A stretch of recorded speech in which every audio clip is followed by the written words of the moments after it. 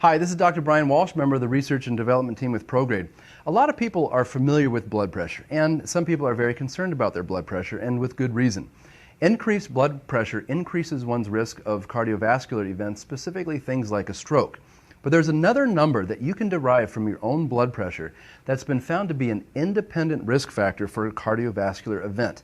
And that is called the pulse pressure. And it's very easy to calculate if you know your own blood pressure. Here's basically what it is.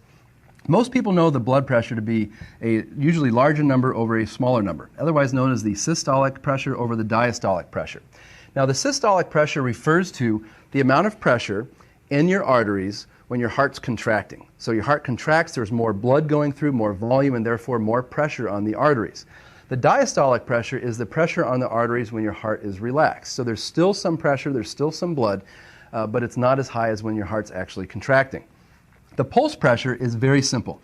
All you do is you subtract the systolic and diastolic and you come up with a value. Now, if somebody's normal blood pressure is 120/80, their pulse pressure then would be 40. Now, a pulse pressure of 40 is considered to be healthy. The higher the number above 40, the more likely there's a risk of some kind of cardiovascular event like a stroke. So, for example, if somebody else has a blood pressure of 135/60, when you subtract those two numbers, you come up with 75. This is a much higher pulse pressure and therefore a much higher independent risk factor for a cardiovascular event like a stroke. And here's the rationale behind why. When your heart's contracting, your arteries have a lot of stretchability.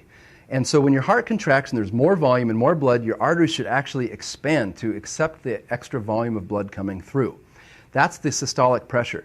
In somebody that has a high pulse pressure, it's suggested that they don't have that stretchability or elasticity in their arteries.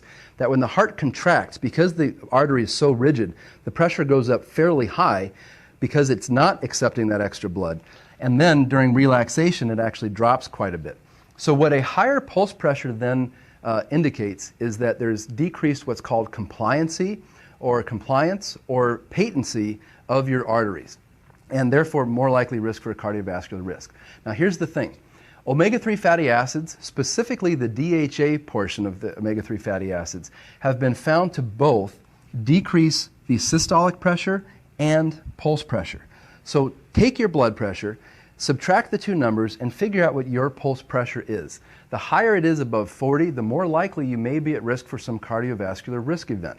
And DHA, omega-3 fatty acid, has been found not only to help lower the systolic pressure, but also the pulse pressure, and that might be very helpful if you have an elevated pulse pressure.